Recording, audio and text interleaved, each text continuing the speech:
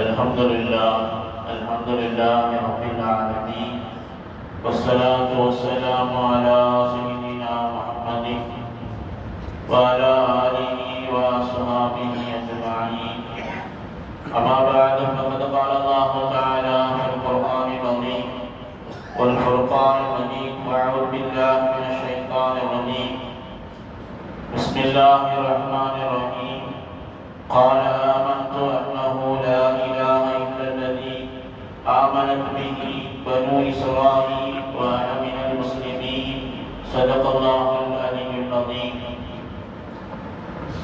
அன்பனின் அன்பு சகோதரர்களே, அல்லாஹ்வுடைய நல்லடியார்களே, அல்லாஹ் சுப்ஹானஹு வ தஆலா அவருடைய முழுமையான அன்பையும் அருளையும் நேசத்தையும் நெருக்கத்தையும் பெற்ற மக்களில் அல்லாஹ் தஆலா நம் அனைவர்களையும் ஆக்கி அருள் பாலிப்பானாக.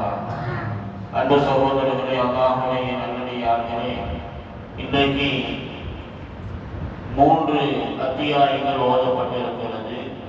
ஒன்று சூரத்துல் தௌபா, இன்னொன்று சூரத்துல் யூனுஸ், இன்னொன்று சூரத்துல் ஹூத் என்கின்ற 3 அத்தியாயம்.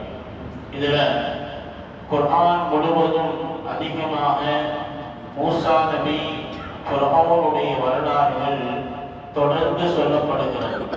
கிட்டத்தட்ட குர்ஆன்ல 100 இடங்கள்ல இந்த வரலாறுகள் திரும்ப திரும்ப வந்து கொண்டே இருக்கிறது. அதுல இன்றைக்கு ஓதப்பட்ட யூனுஸ் அத்தியாயத்திலும் சூரத்துல் தாஹா என்கின்ற அத்தியாயத்திலும் மூசா நபியுடைய வரலாறு அதிகமாக பேசப்படுகிறது. அப்படி பேசப்படக்கூடிய அந்த வரலாற்றுல இன்றைக்கு ஓதப்பட்ட வசனங்கள்ல மிக பிரதானமாக ஃபிரௌனுடைய முழு வரலாறுகள் ஏகதேசமாக பேசப்படுகிறது. ஃபிரௌன் எப்படி இருந்தார், எப்படி ஆட்சி செய்தார், எந்த மாதிரி எல்லாம் அவன் கொடுங்கோல் ஆட்சி அமைந்திருந்தது, கடைசியில மூசா நபி அவர்களை துரத்தி கொண்டு வந்தான், அவன் நதியிலே அவன் மூழ்கடிக்கப்பட்டு அவன் இறந்து போனான் என்கின்ற வரலாறு பேசப்படுகிறது. இதுல அப்படி அவன் நதியிலே அவன் மூழ்கடிக்கப்பட்டு அவன் மரணிக்கக்கூடிய நேரத்திலே அவன் சொன்ன அந்த வார்த்தைகள் குர்ஆனிலே இடம்பெறுகிறது. அவன் என்ன சொன்னான் அப்படின்னா 3 வார்த்தைகள் பிரதானமாக சொன்னான். 3 வார்த்தைகள் என்ன அப்படின்னா, ஆமன்து, கால ஆமன்து, நான் ஈமான் கொள்கிறேன் அப்படின்னு சொன்னான். எந்த நேரத்துல? உயிர் போகக்கூடிய அந்த தருணத்துல அவன் சொல்லக்கூடிய வார்த்தை கால ஆமன்து, நான் ஈமான் கொண்டேன். அன்னஹு லா இலாஹ இல்லல்லதி ஆமனத் பிஹி பனு இஸ்ராயீல், பனு இஸ்ரவேலர்கள் எந்த இறைவனை அவர்கள் ஈமான் கொண்டார்களோ அந்த இறைவனை நான் ஈமான் கொள்கிறேன் அப்படின்னு சொன்னான். இது 2வது வார்த்தை. 3வது வஅன மினல் முஸ்லிமீன், நான் முஸ்லிம்களில் உள்ளவனாக இருக்கிறேன் என்று சொன்னான். இந்த 3 வார்த்தைகள் அவன் கடைசியாக சொன்ன அந்த வார்த்தைகள். ஆனால் அவருடைய ஈமானை அல்லாஹ் தஆலா ஏற்றுக்கொள்ளவில்லை. ஏன் அல்லாஹ் தஆலா ஃபிரௌனுடைய ஈமானை ஏன் அல்லாஹ் ஏற்றுக்கொள்ளவில்லை என்று மார்க்க அறிஞர்கள் அதற்கு 4 காரணங்கள் சொல்றாங்க. ஒன்று, இவன் கடைசி நேரத்துல 3 வார்த்தைகள் சொன்னாரா இல்லையா, அந்த 3 வார்த்தையிலும் என்ன இல்லை அப்படின்னா அல்லாஹ் அப்படிங்கிற வார்த்தை. என்ன சொன்னா அப்படின்னா, பனு இஸ்ரவேலர்கள் எப்படி ஈமான் கொண்டார்களோ, எந்த இறைவனை ஈமான் கொண்டார்களோ அந்த இறைவனை ஈமான் கொள்கிறேன் என்று சொன்னானே அல்லாது அல்லாஹ்வை நான் ஈமான் கொள்கிறேன் அப்படின்னு சொன்னார். இதுல இந்த ஈமான்ல சந்தேகம் இருக்கு. என்ன சந்தேகம் அப்படின்னா, மூசா நபி அலைஹிஸ்ஸலாத்து வஸ்ஸலாம் அவர்கள் தௌராத் வேதத்தை வாங்குறதுக்காக வேண்டி 40 நாள் போயிட்டாங்க. தௌராத் வேதத்தை வாங்கிட்டு நோம்பெல்லாம் வச்சுட்டு போனாங்க. தௌராத் வேதத்தை வாங்கிட்டு வருவதற்கு தாமதமானது.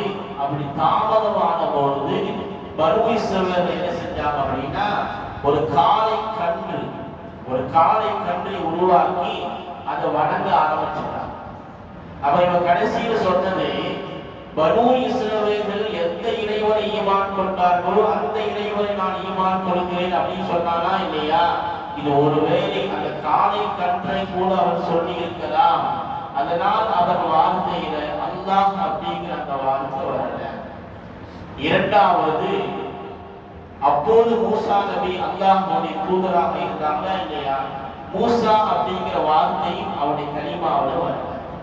பொதுவாக கலிமா என்பது லா இலாஹ இல்லல்லாஹ் முஹம்மது ரசூலுல்லாஹ் என்ற இரண்டு வார்த்தைகள் இருக்கிறோம். அல்லாஹ்வை கொண்டு ஈமான் கொள்ளணும், அல்லாஹ்வுடைய ரசூலை கொண்டு ஈமான் கொள்ளணும். அப்ப அவன் எப்படி சொல்லி இருக்கணும் அப்படின்னா லா இலாஹ இல்லல்லாஹ் மூசா ரசூலுல்லாஹ் அப்படின்னு சொல்லி இருக்கணும். ஆனா அவருடைய வார்த்தைகள் இந்த ரெண்டுமே கிடையாது.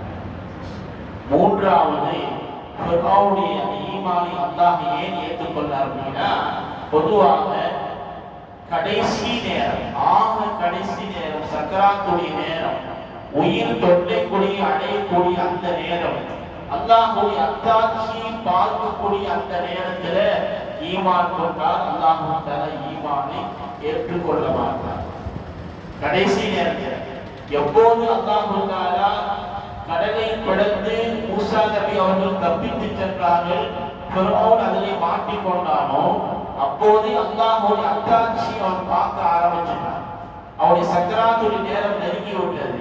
அல்லாஹ்வுடைய அத்தாட்சியை கடைசி நேரத்திலே பார்த்து விட்டு ஈமான் கொள்கிற பொழுது அந்த ஈமானுக்கு வலு கிடையாது, அல்லாஹ்விடத்தில் அங்கீகாரம் கிடையாது என்று மார்க்க அறிஞர்கள் மூன்றாவது ஒரு செய்தியை சொன்னார். இந்த இடத்துல இன்னொரு விஷயம் இருக்கிறது. என்ன அப்படின்னா எப்போது கடைசி நேரத்துல ஈமான் என்பது ஏற்றுக்கொள்கிற பொழுது, சொல்லுகிற பொழுது ஈமானை அல்லாஹ் எப்படி ஏற்றுக்க மாட்டானோ அதே மாதிரி கடைசி நேரம் சக்கராத்துடைய நேரத்துல அதுவரை ஒரு முஸ்லிமா வாழ்ந்துட்டு கடைசி நேரம் அந்த நேரத்துல குஃப்ருடைய வார்த்தைகளை சொல்லிட்டான். முஸ்லிமான மனிதன் முஸ்லிமாக வாழ்ந்தா கடைசி அந்த நேரத்துல ஏதோ ஒரு நினைப்புல குஃப்ருடைய வார்த்தைகளை சொல்லிவிட்டாலும் கூட அதுவும் ஏற்றுக்கொள்ளப்படாது. ஏன்னா சக்கராத் வந்ததற்கு பிறகு ஈமானும் முடிந்து விட்டது, குஃப்ரும் முடிந்து விட்டது என்று மார்க்க அறிஞர்கள் ஒரு செய்தியை சொல்றாங்க. அப்ப அவன் ஈமான் கொள்ளாததற்கு அல்லாஹ் என்ற வார்த்தையும் கிடையாது, மூசா நபி என்கின்ற வார்த்தையும் கிடையாது. வேதனை கடைசி நேரத்தில் பார்த்ததற்கு பிறகு ஈமான் கொள்கிற பொழுது அந்த ஈமான் அல்லாஹ்வுடைய அங்கீகாரம் கிடைக்காது. நான்காவதாக அவருடைய ஈமான் என்பது சந்தர்ப்பவாதிகளின் ஈமானாக இருந்தது. எப்படியாவது தப்பிச்சு இதிலிருந்து தப்பித்து விட மாட்டோமா, அப்படி தப்பிதத்திற்கு பிறகு அவன் என்னவெல்லாம் வேலைகளை செய்வான் என்பது அல்லாஹ் அறிந்தவராக இருக்கிறான். அதனால் சந்தர்ப்பவாதிகளுடைய ஈமான் அந்த ஈமான் இருந்ததுனால அவருடைய அந்த வார்த்தைகளுக்கு அல்லாஹ்வுடைய மதிப்பில்லை. அல்லாஹ்வுடைய அந்த கடைசி நேரத்தில் அவருடைய கலிமாவுக்கு அல்லாஹ்வுடைய அங்கீகாரம் கிடைக்கவில்லை என்று மார்க்க அறிஞர்கள் அங்கே சொல்லி தருகிறார்கள். அன்பு சகோதரர்களை நாம் யோசித்து பார்க்க வேண்டும். கலிமா என்பது மிக தெளிவாக தூய்மையானதாக நாவில் இருந்து உள்ளத்திலிருந்து அந்த கலிமா வர வேண்டும். இன்னைக்கு கூட பார்த்தீங்கன்னா கலிமாவில 2 வாசகங்கள் முழுமையாக இருக்கும்.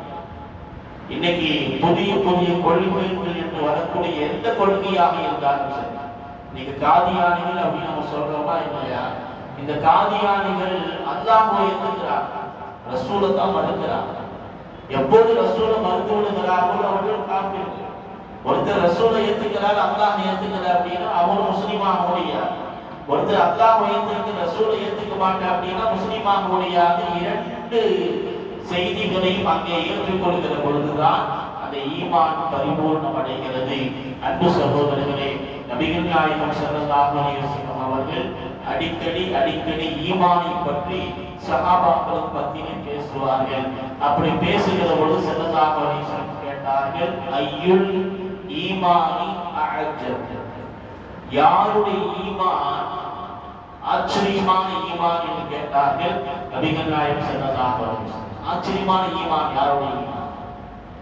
பொதுவாக ஈமான் என்பது நம்முடைய உயிர் மூச்சை விட மதிப்புள்ளது, உயிரை விட மதிப்புள்ளது ஈமான்.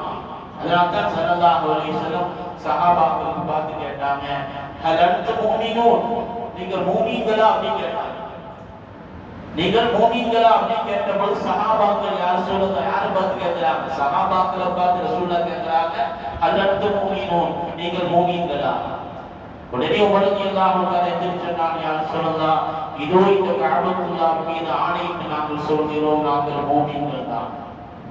நாங்கள் மூமின்கள் தான், சத்திய மூமின்கள் என்று சொன்னார்கள். அப்படி சொன்ன பொழுது ஸல்லல்லாஹு அலைஹி வஸல்லம் கேட்டாங்க, அந்த ஈமானுக்கு உண்டான அடையாளம் என்ன அப்படின்னு கேட்டாங்க. அப்படி கேட்ட பொழுது உமர் ஃபாரூக் ரலியல்லாஹு அன்ஹு 3 வார்த்தைகளை சொன்னார்கள். நஷ்குரு அலல் ரஃபா வ நஸ்பிரு அலல் பலா வ நர்தா பில் கலா. யா ரசூலல்லாஹ், நாங்கள் அல்லாஹ் எங்களுக்கு தந்த நிஅமத்துகளுக்கு நாங்கள் நன்றி செலுத்துகிறோம். எங்களுக்கு சோதனை வருகிற பொழுது அதை நாங்கள் பொறுத்துக் கொள்கிறோம். அல்லாஹ்வுடைய கதா கதிர் என்னவோ அதை நாங்கள் ஏற்றுக்கொள்கிறோம் அப்படின்னு சொன்ன பொழுது ஸல்லல்லாஹு அலைஹி வஸல்லம் சொன்னார்கள், அன்தும் முஃமினூன், நீங்கள் தான் மூமின்கள். மூமினுடைய அடையாளம் இப்படித்தான் இருக்கும் என்றார்கள் ஸல்லல்லாஹு அலைஹி வஸல்லம். இப்படி மூமின்கள் ஈமானை பற்றி நபி அவர்கள் அதிகமாக பேசுவாங்க. அப்படி பேசும்போது கேட்டாங்க, ஐயுல் ஈமானி அஅஜப், யாருடைய ஈமான் ஆச்சரியமான ஈமான் அப்படின்னு கேட்டாங்க. அப்படியே சஹாபாக்கள் சொன்னாங்க, யா ரசூலல்லாஹ், மலக்குகளுடைய ஈமான் ஆச்சரியமான ஈமான் அப்படின்னு சொன்னாங்க. ஸல்லல்லாஹு அலைஹி வஸல்லம் அவர்கள் கேட்டாங்க, மலக்குகளுடைய ஈமான்ல என்ன ஆச்சரியம் இருக்கு? யாருடைய ஈமான் உயர்ந்த ஈமான் கேட்கிற, யாருடைய ஈமான் உறுதியான ஈமான் கேட்கிற. நபி அவங்க கேள்வி என்ன, ஆச்சரியமான ஈமான் எது அப்படின்னு கேட்டாங்க. உடனே மலக்குகள் ஈமானுடைய ஆச்சரியம் அப்படின்னு சொன்ன பொழுது நபி அவங்க கேட்டாங்க, அவங்க அல்லாஹ்வை பார்க்கறாங்க, அர்ஷ பார்க்கறாங்க, அல்லாஹ்வுடைய குதிரத்தை பார்க்கறாங்க. அப்படி இருக்கிற பொழுது அவங்களுடைய ஈமான் என்ன ஆச்சரியம் இருக்கிறது. அவர்கள் எல்லா விதமான பாவங்களை விட்டும் அவர்கள் பாதுகாக்கப்பட்டவங்க. அவங்களுக்கு எதுவுமே தெரியாது, பாவம் என்றால் என்னவே தெரியாது. அப்படி இருக்கிற பொழுது அவங்க ஈமான் என்ன ஆச்சரியம் இருக்கிறது. அப்படின்னு சஹாபாக்கள் சொன்னாங்க, அப்படி என்றால் யா ரசூலல்லாஹ், அடுத்ததாக நபிமானுடைய ஈமான் ஆச்சரியமான ஈமானா அப்படின்னு சொன்னாங்க. உடனே ஸல்லல்லாஹு அலைஹி வஸல்லம் சொன்னார்கள், நபிமானுடைய ஈமான் என்ன ஆச்சரியம் இருக்கிறது என்றால், அவர்களுக்கு தினமும் வஹி வருகிறது, ஜிப்ரீலை சந்திக்கிறார்கள், மலக்குகளை சந்திக்கிறார்கள், அல்லாஹ்வோடு பேசுகிறார்கள். நபிமாவுடைய ஈமான் என்ன ஆச்சரியம்.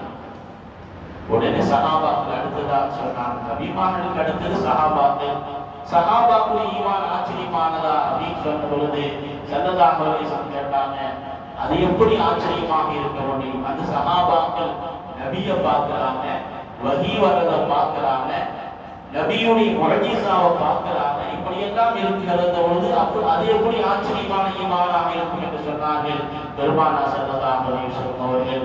உடனே சஹாபாக்கள் கேட்டாங்க, யா ரசூலல்லாஹ், நீங்களே சொல்லுங்கள், ஆச்சரியமான ஈமான் யாருடைய ஈமான் என்று கேட்ட பொழுது நபிகள் நாயகம் ஸல்லல்லாஹு அலைஹி வஸல்லம் சொன்னார்கள், எனக்கு பிறகு வரக்கூடிய இந்த உம்மத்துடைய ஈமான் தான் ஆச்சரியமான ஈமான் என்றார்கள் நபிகள் நாயகம் ஸல்லல்லாஹு அலைஹி வஸல்லம் அவர்கள். ஏன் தெரியுமா? இந்த உம்மத்துகள் அல்லாஹ்வை பார்த்தது கிடையாது, நபியை பார்த்தது கிடையாது, சஹாபாக்களை பார்த்தது கிடையாது. அல்லாஹ் சொன்னான் என்பதற்காக இவர்கள் செய்கிறார்கள், நபி அவர்கள் சொன்னார்கள் என்பதற்காக இவர்கள் செய்கிறார்கள். கண்ணால் பார்க்கவில்லை, அந்த சொல்லின் வாக்கியத்திற்காக வேண்டி அவர்கள் மதிப்பு கொடுத்து உள்ளத்திலே ஈமானை கொண்டு அமல் செய்கிறாங்களா இல்லையா? அந்த ஈமான் தான் ஆச்சரியமான ஈமான் என்றார்கள் நபிகள் நாயகம் ஸல்லல்லாஹு அலைஹி வஸல்லம். எனவே அன்பு சகோதரர்களே, அப்படிப்பட்ட ஈமானை அல்லாஹ் நமக்கு தந்திருக்கிறான். நபி கேட்டதுல நம்ம கவனத்துல வைக்கணும். நபி கேட்டது ஆச்சரியமான ஈமான், உயர்ந்த ஈமான், உறுதியான ஈமான் என்பது சஹாபாக்களுடைய ஈமான் தான் உறுதியான ஈமான். உலகத்திலேயே இந்த உம்மத்திலேயே ஆக சிறந்த ஈமானுக்குரியவர்கள் சையதுனா அபூபக்கர் சித்தீக் ரலியல்லாஹு அன்ஹு.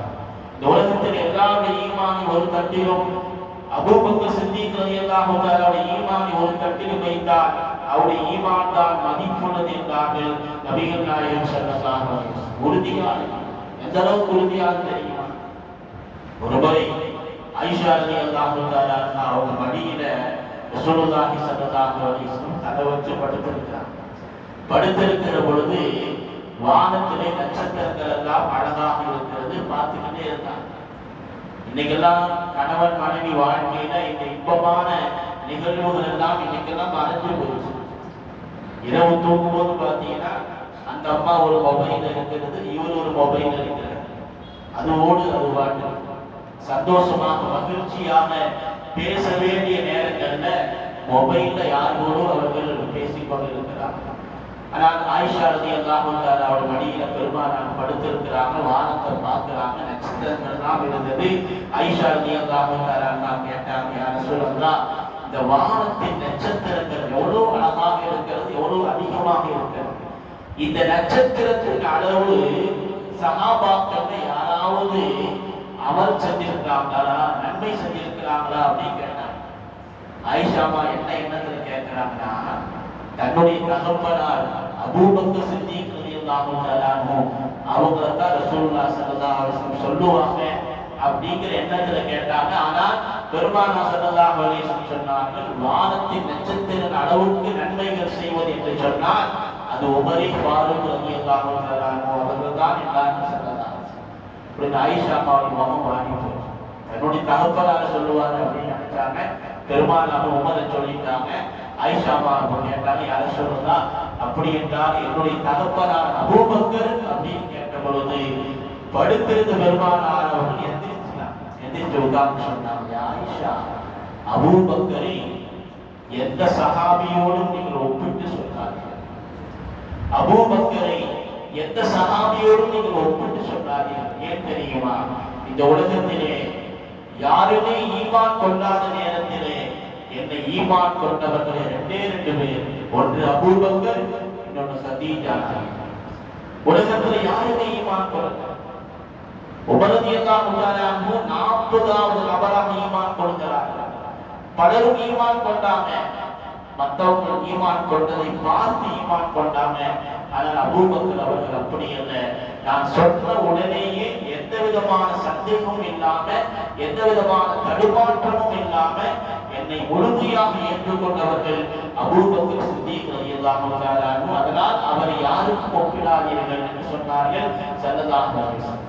அதனால் அந்த ஈமான் ரொம்ப வலுவானது, ரொம்ப உயர்வானது. அதனால்தான் எந்த இடத்திலும் ஸல்லல்லாஹு அலைஹி வஸல்லம் அவர்கள் அபூபக்கர் அவர்களை விட்டுக் கொடுக்க மாட்டாங்க, கதீஜா நாயகி விட்டுக் கொடுக்கவே மாட்டாங்க. அது எவ்வளவு பெரிய சூழ்நிலையாக இருந்தார். கதீஜா ரலியல்லாஹு தஆலா அன்ஹா வஃபாத் ஆகி 10 ஆண்டுகள் ஆகிவிட்டது. எப்ப பார்த்தாலும் கதீஜா அம்மாவை பத்தி ரசூலுல்லாஹ் பேசாத நாட்களே கிடையாது. யாராவது கதவை தட்டினால கூட இந்த கதீஜா தட்டுவதை போன்றல்லவா இருக்கிறது அப்படின்னு சொன்னாங்க. ஃபத்ஹ் மக்கா வெற்றி கொள்ளப்பட்ட அந்த நேரத்தில் பெருமானார் ஸல்லல்லாஹு அலைஹி வஸல்லம் ராஜா மாதிரி அந்த ஊருக்குள்ளாக நுழைந்தாங்க. எல்லாரும் எங்க வீட்டுக்கு வாங்க, எங்க வீட்டுக்கு வாங்க அப்படின்னு கூப்பிட்ட பொழுது ஸல்லல்லாஹு அலைஹி வஸல்லம் சொன்னார்கள், கதீஜாவுடைய மன்னருக்கு அருகாமையில் எனக்கு கூடாரம் விடுங்கள், அங்கே நான் தங்குகிறேன் என்றார்கள் ஸல்லல்லாஹு அலைஹி வஸல்லம்.